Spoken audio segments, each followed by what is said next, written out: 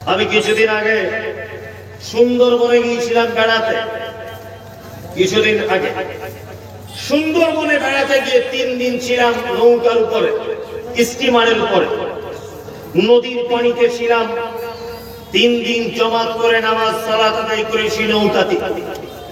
তা নৌকাতে সালাত আদায় করছি আর মনে মনে ভাবছি 3 দিন যাবত সুন্দরবনের পানিতে ঘুরছি, একটাও আপেলের গাছ নাই, একটাও বেদানার গাছ দেখতে পেলাম না, একটাও আঙ্গুরের গাছ দেখতে পেলাম না।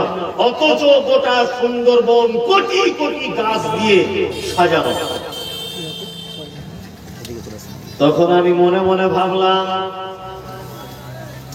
আল্লাহ গো আয়াত গো, এটাই হচ্ছে তোমার একটা নিদর্শন। সুন্দরবনে মানুষ বসবাস করে না, এখানে হনুমান আছে, বাঘ আছে, বানর আছে, শিয়াল আছে।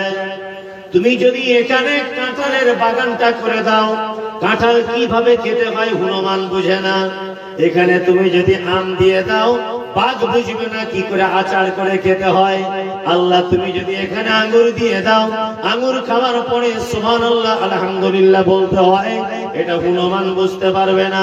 আল্লাহ তুমি যদি এখানে আনারসের গাছ দিয়ে দাও, তাহলে আনারস কেটে কি করে লবণ দিয়ে খেতে হয়, এটা বাঘ ভাল্লুক কেউ জানবে না।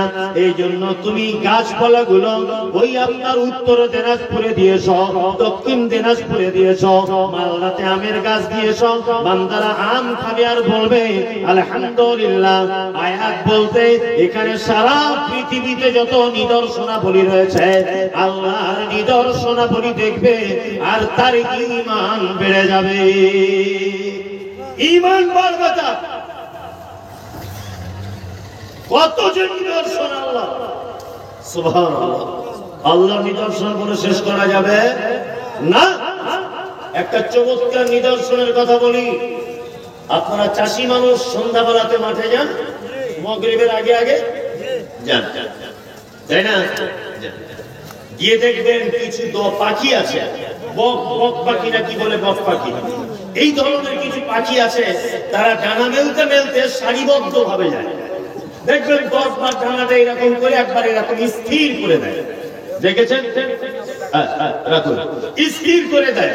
আর ওই স্থির করা অবস্থায় দেখবেন হেলে দুলে চলে, চলে না?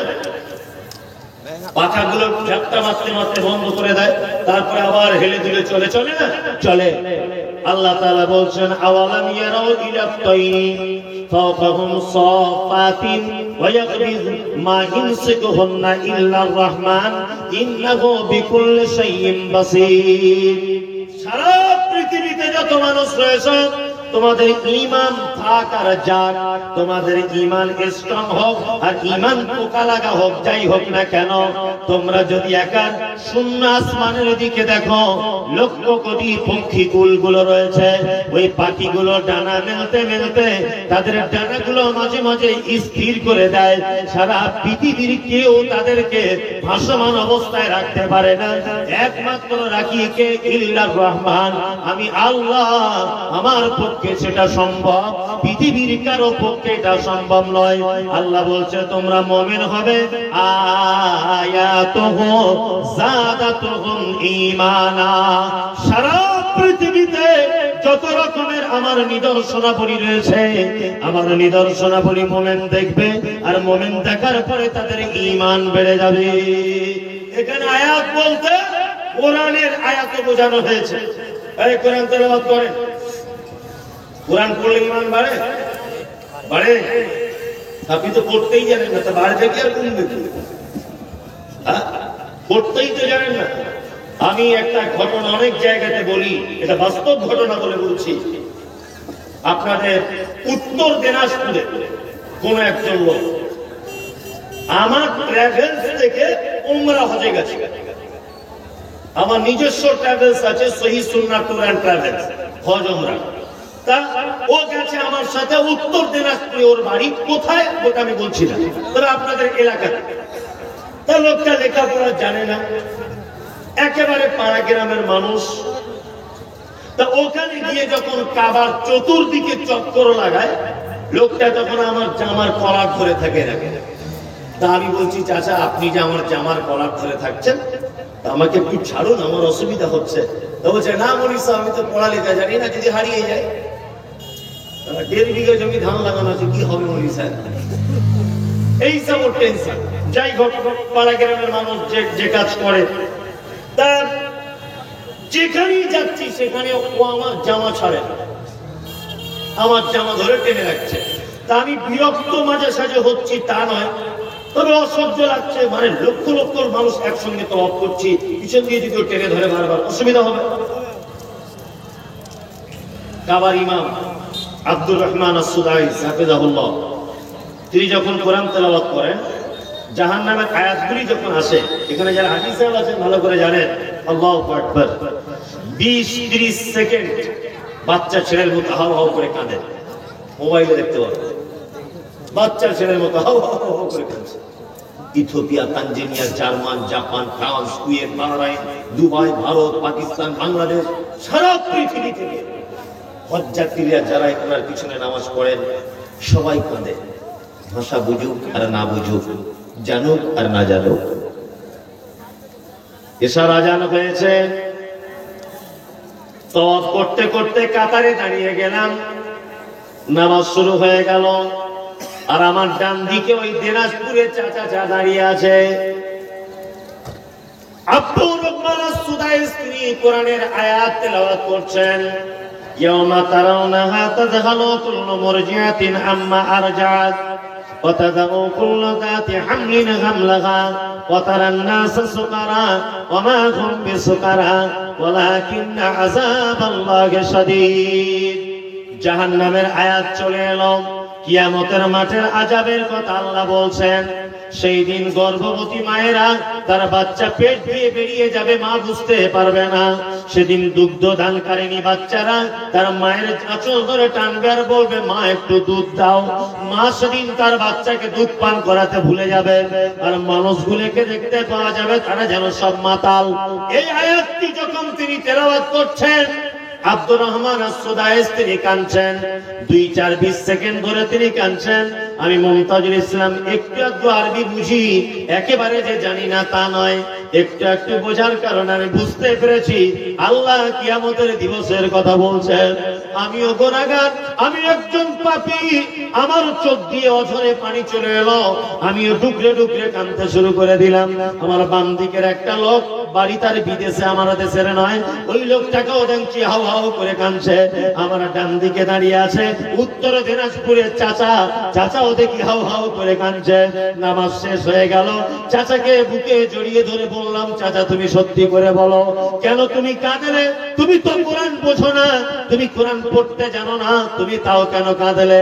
কোরআন তখন চাচা বলছে, মুমতাজুল, আমার বয়স হয়ে গেল 70 বছর, আমার বেটার থেকে তোমার বয়স কম, তবে একটা কথা বলে রাখছি, শুনে রেখে দাও, আমি কিছু জানি আর না জানি, 50 বছর আমি জমাতে নামাজ পড়ি, আমি ফজরের জামাত মিস করি না, আমি এশার জামাত মিস করি না, মাগরিবের জামাত মিস করি না, আমার জানা মতে কোনোদিন জামাত ছাড়া আমি নামাজ পড়ি না। তবে শুনে রেখে দাও বেটা মুমতাজুল, একটা আমি কথা বলি, আমাদের মসজিদের ইমাম সাহেবরা তেলাওয়াত করলে আমার চোখ দিয়ে কোনোদিন পানি আসে না, কিন্তু আজকে আমি বুঝতে পারিনি, তারপরেও আমার চোখ দিয়ে পানি চলে এলো। আমি বললাম, চাচা তোমার যে চোখ দিয়ে পানি চলে এলো, আল্লাহ এ ব্যাপারে কোরআনে কথা বলেছেন, আয়াতুহু যাদাতুহুম ঈমানা। একটা মানুষের ঈমান যখন পরিপূর্ণ হয়ে যাবে, আল্লাহ বলছে তার সামনে যখন কোরআন যদি তেলাওয়াত করা হয়, তার ঈমান সাথে সাথে বেড়ে যাবে। আর ঈমান বেড়ে গেলে তার চোখ দিয়ে যেন অশ্রু প্রবাহিত হবে। আল্লাহ বলছে ঈমানদারের 3 নম্বরের গুণ হলো ইয়াতাওয়াক্কালুন, মুমিন সর্বক্ষণ আল্লাহর উপরে ভরসা করে। কার উপরে ভরসা করে মুমিন? আপনি কার উপরে করেন? আল্লাহর উপরে ভরসা করতে হবে। খায়রিকি ওয়াশাররিকি মিনাল্লাহি তাআলা, ভালো মন্দ যা কিছু হবে কার পক্ষ থেকে হয়? আল্লাহর পক্ষ থেকে। মুমিনের আরেকটা গুণ, আল্লাযীনা ইউকিমুনাস সালাতা ওয়া মিম্মা রাযাকনাহুম ইউনফিকুন। মুমিনের 4 নম্বরের গুণ হলো আল্লাযীনা ইউকিমুনাস সালাত, মুমিন সর্বদাই সালাত আদায় করবে। আসসালাতু খায়রুম মিনান নাওম। জানুয়ারি মাস হোক, ডিসেম্বর মাস হোক, নভেম্বর হোক, যত প্রখর যত কঠিন ঠান্ডা পড়ুক না কেন, আসসালাতু খায়রুম মিনান নাওম, এই আজানের ধ্বনি যখন ফজরের সময়তে তার কানে যখন পৌঁছে যাবে, মুমিন কোনদিন বিছানায় শুয়ে থাকতে পারবে না। মুমিন লেপটা ছেড়ে দিয়ে ওযুর পানি নিয়ে ব্যস্ত হয়ে পড়বে আর ইমাম সাহেবের জন্য অপেক্ষা করবে কখন মুয়াজ্জিন তাকবীর দিবে আর কখন আমি পিছনে দাঁড়িয়ে কি করব, সালাত আদায় করব। বাড়ি থেকে যাবার সময় নিজের বেটির দরজার সামনে ঠোকা দিবে, নিজের বেটার দরজায় ঠোকা দিবে, স্ত্রীকে ডেকে দিয়ে বলবে, ওগো শামিমা, ওগো আসমা, ওগো শরীফা, তাড়াতাড়ি করে ওঠো, আমি নামাজে যাচ্ছি জান্নাতে যাওয়ার জন্য, তুমি আমার সাথে জান্নাতে যাওয়ার জন্য রেডি হও, তুমি ওযু করে নাও, বাড়িতে ফজরের নামাজ পড়ে নাও। আল্লাহ বলছে আল্লাযীনা ইউকিমুনাস সালাতা, মুমিন সালাত আদায় করবে, ওয়া মিম্মা রাযাকনাহুম ইউনফিকুন। মুমিনের 5 নম্বরের গুণ, আল্লাহ বলছে তাকে যে রুজি দিয়েছি ওই রুজি থেকে আমার রাস্তায় খরচা করে দিবে। দান করবে কোথায়? আল্লাহর রাস্তায়।